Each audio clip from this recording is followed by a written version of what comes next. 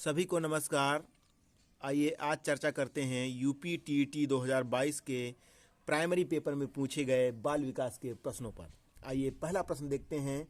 ये प्रश्न पत्र डी सीरीज का है। इसमें पहला प्रश्न है, मूल प्रवृत्तियों को 14 प्रकार से खाली स्थान ने वर्गीकृत किया। McDougall, Drever, Woodworth, Thorndike. तो मूल प्रवृत्तियों को 14 प्रकार से मैकडूगल साहब ने वर्गीकृत किया था। पहला ऑप्शन, पहले में पहला ऑप्शन सही होता है। दूसरा प्रश्न है, किसी दूसरी वस्तु की अपेक्षा एक वस्तु पर चेतना का केंद्रीकरण अवधान है। यह कथन है रास का, डम्बिल का, मैकडूगल का, मन का। तो ये कथन डम्बिल का है। ये अवधान की परिभाषा है। ये अटेंशन की डेफिनेशन है। तीसरा प्रश्न है, निम्नलिखित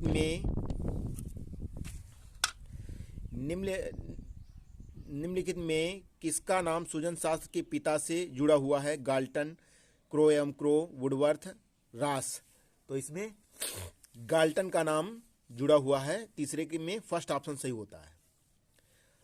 4 नंबर पर क्वेश्चन दिया है, 12 से 16 वर्ष के बालकों हेतु हिंदी में डॉक्टर एस जलोटा ने कौन सा परीक्षण प्रतिपादित किया है। तो ये आपका साधारण मानसिक योग्यता परीक्षण, अशाब्दिक बुद्धि परीक्षण, चित्रांकन परीक्षण, आर्मी अल्फा परीक्षण। तो इसमें पहला ऑप्शन सही होता है, साधारण मानसिक योग्यता परीक्षण। 5 नंबर पर दिया है, बुद्धि के द्विकारक सिद्धांत का प्रतिपादन किया। Spearman, Thorndike, stern, Werner.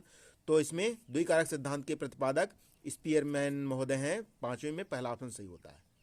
छठा प्रश्न है, ब्लूप्रिंट निम्न में किसका महत्वपूर्ण घटक है। परीक्षण वैधता, परीक्षण निर्माण, परीक्षण अंकन, परीक्षण प्रशासन। जब प्रश्न पत्र बनता है तब ब्लूप्रिंट बनाया जाता है और ये परीक्षण निर्माण से संबंधित है। तो इसमें छठे प्रश्न में दूसरा ऑप्शन सही होता है आपका। 7वां प्रश्न देखते हैं, विकास की पूर्व संक्रिया अवस्था निम्न में किसने दिया था। विकास की पूर्व संक्रिया अवस्था निम्न में से किसने दिया था। पियाजे ने, ब्रूनर ने, स्किनर ने, कोहलर ने। तो इसमें आपका फर्स्ट ऑप्शन सही होता है, पहला ऑप्शन पियाजे ने। 8 नंबर पर है, MPPI परीक्षण का उपयोग निम्न में से किसके मापन में किया जाता है। बुद्धि, व्यक्तित्व, सृजनात्मकता, संप्राप्ति। तो इसमें ये MMPI परीक्षण जैसा प्रश्न पूछ रहा है। तो इसके लिए आपका व्यक्तित्व के लिए होता है। MMPI परीक्षण व्यक्तित्व के मापन से संबंधित होता है। तो इसमें 8वें में दूसरा ऑप्शन आपका सही होता है। 9 नंबर क्वेश्चन है, अधिगम हेतु निम्न में क्या सर्वाधिक आवश्यक है। रुचि, अभिप्रेरणा, निर्देशन, परिपक्वता। तो अधिगम हेतु अभिप्रेरणा आवश्यक है। अभिप्रेरणा सीखने का राजमार्ग है। सुपर हाईवे ऑफ लर्निंग पढ़ते हैं स्किनर के अनुसार और वुडवर्थ के अनुसार। योग्यता धन, अभिप्रेरणा बराबर निष्पत्ति। तो ये आपका अभिप्रेरणा से संबंधित है। अधिगम हेतु अभिप्रेरणा सर्वाधिक आवश्यक है। 10 नंबर क्वेश्चन है, शैशव काल का समय है जन्म से 2 वर्ष, 12 वर्ष से 18 वर्ष तक, 15 वर्ष तक, जन्म से 6 वर्ष तक। तो जन्म से 2 वर्ष तक का आप सही option A option first option सही होता है। 11 नंबर पर देखते हैं, कोहलर निम्न में से किससे संबंधित है। विकास के सिद्धांत से, अभिप्रेरणा के सिद्धांत से, अधिगम के सिद्धांत से, व्यक्तित्व के सिद्धांत से। तो कोहलर ने अधिगम का सिद्धांत दिया था, सूझ का सिद्धांत और वनमानुष पर इनका प्रैक्टिकल हुआ था। इनकी पुस्तक मेंटलिटी ऑफ एफ है और 11 नंबर में तीसरा ऑप्शन सही होता है। 12 नंबर क्वेश्चन देखते हैं, मैकडूगल के अनुसार मूल प्रवृत्तियों की संख्या होती है 14, 15, 10, 12। तो मैकडूगल के अनुसार मूल प्रवृत्तियों की संख्या 14 होती है। फर्स्ट ऑप्शन सही होता है। मैकडूगल की पुस्तक है एन आउटलाइन ऑफ साइकोलॉजी और दूसरी पुस्तक है an introduction to social psychology. 14 मूल प्रवृत्तियां बताई थी, 14 संवेग बताए थे। नेक्स्ट में देखते हैं 13 नंबर क्वेश्चन देखते हैं, मानसिक उद्वेलन प्रतिमान का प्रयोग निम्न में से किसके शिक्षण हेतु किया जाता है। अनुप्रयोग, समझ, समस्या समाधान, सृजनात्मकता। तो ये सृजनात्मकता के लिए होता है। चौथा ऑप्शन सही होता है। 14वां प्रश्न देखते हैं, निम्न में किसके प्रयोग में कुत्ता एक विषयी था। पैवलो, Skinner, Kohler, Thorndike.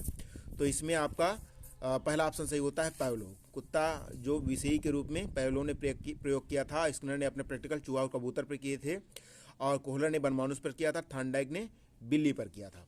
15 number question है, मौलिकता, नमनीयता तथा प्रवाह निम्न में से किसके घटक हैं? सृजनात्मकता, बुद्धि, अभिप्रेरण, व्यक्तित्व।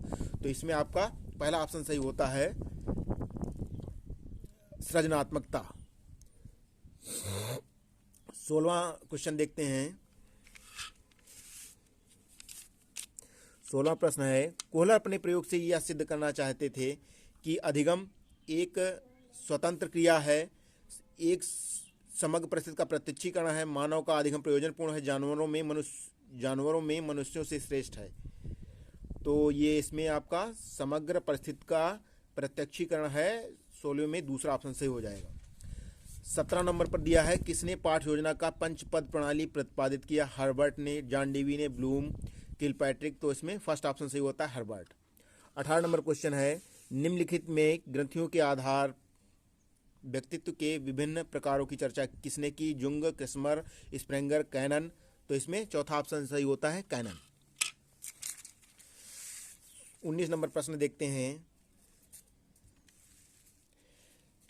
मौलिकता सृजनात्मकता मौलिक परिणामों को अभिव्यक्त करने की मानसिक प्रक्रिया है। यह कथन है ड्रेवहल का, क्रोल एवं ब्रूस का, क्रो एवं क्रो का, डीहान का।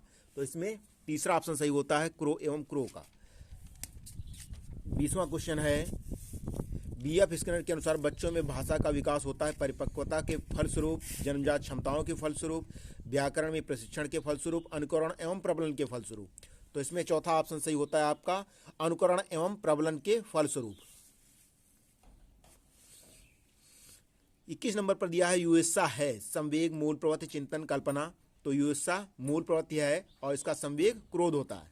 22 नंबर क्वेश्चन देखते हैं, बालकों के सामाजिक विकास को प्रभावित करने वाले तत्व हैं सामाजिक परिवेश जन्य तत्व, आर्थिक तत्व, वंशानुगत तत्व, शारीरिक तत्व। तो ये वंशानुगत तत्व होते हैं, पियर्सन की स्टडी है ये, और वंशानुगत तत्व से ही प्रेरित सामाजिक परिवेशजन्य तत्व होते हैं। तो इसमें तीसरा ऑप्शन सही होता है। 23 नंबर क्वेश्चन देखते हैं, शारीरिक विकास का एक प्रमुख नियम निम्न में से कौन सा है? अनियमित विकास का नियम, मानसिक विकास से भिन्नता का नियम, कल्पना और संवेगात्मक विकास से संबंध का नियम, द्रुतगामी विकास का नियम।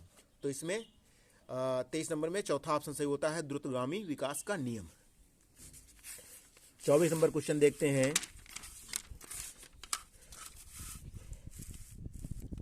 24 नंबर क्वेश्चन दिया है, निम्नलिखित में से कौन सा विकास का सिद्धांत नहीं है? निरंतर विकास का सिद्धांत, अनुकूली प्रत्यावर्तन सिद्धांत, समान प्रतिमान का सिद्धांत, परस्पर संबंध का सिद्धांत। तो कौन सा विकास का सिद्धांत नहीं है? निरंतर विकास का सिद्धांत है, अनुकूली प्रत्यावर्तन सिद्धांत नहीं है, यही दूसरा ऑप्शन सही हो जाएगा। समान प्रतिमान का सिद्धांत विकास का सिद्धांत होता है, परस्पर संबंध का सिद्धांत विकास का सिद्धांत होता है। 25 नंबर पर देखते हैं, विकास के परिणाम स्वरूप नवीन विशेषताएं और नवीन योग्यताएं प्रकट होती हैं। ये कथन दिया है हर्लाक, गेसेल, डगलस एंड हॉलैंड, मेरिडेथ। तो इसमें ये हर्लाक का कथन है, फर्स्ट ऑप्शन सही होता है। 26 नंबर पर क्वेश्चन है, पूर्व अनुभव के आधार पर संवेदना को अर्थ प्रदान करना कहलाता है प्रत्यक्षीकरण, कल्पना, चिंतन, स्मृति। तो इसमें पहला ऑप्शन सही होगा प्रत्यक्षीकरण, परसेप्शन। 27 नंबर पर क्वेश्चन दिया है, सीखने में प्रयास व भूल के सिद्धांत का प्रतिपादन किसने किया? पाव्लोव, कोहलर, थॉर्नडाइक, गेस्टाल्ट। तो इसमें सीखने में प्रयास व भूल के सिद्धांत का प्रतिपादन किसने किया? तो ये चौथा ऑप्शन सही हो जाएगा थॉर्नडाइक, जिन्होंने बिल्ली पर प्रैक्टिकल किया था। ये क्वेश्चन इसमें गलत लग गया है। 28 नंबर क्वेश्चन है, औसत बुद्धि वाले बालकों का बुद्धि लब्धि स्तर होगा 80 से 89, 70 से 79, 110 से 114, 90 से 109। तो इसमें चौथा ऑप्शन से होगा 90 से 109 औसत बुद्धि वाले।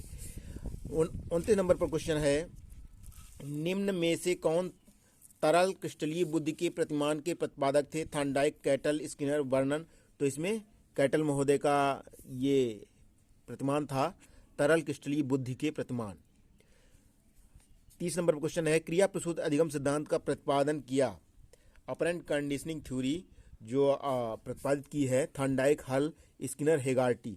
तो इसमें स्किनर महोदय ने क्रिया प्रसूत अधिगम का सिद्धांत प्रतिपादित किया था, और जिन्होंने अपने प्रैक्टिकल चूहा और कबूतर पर किए थे।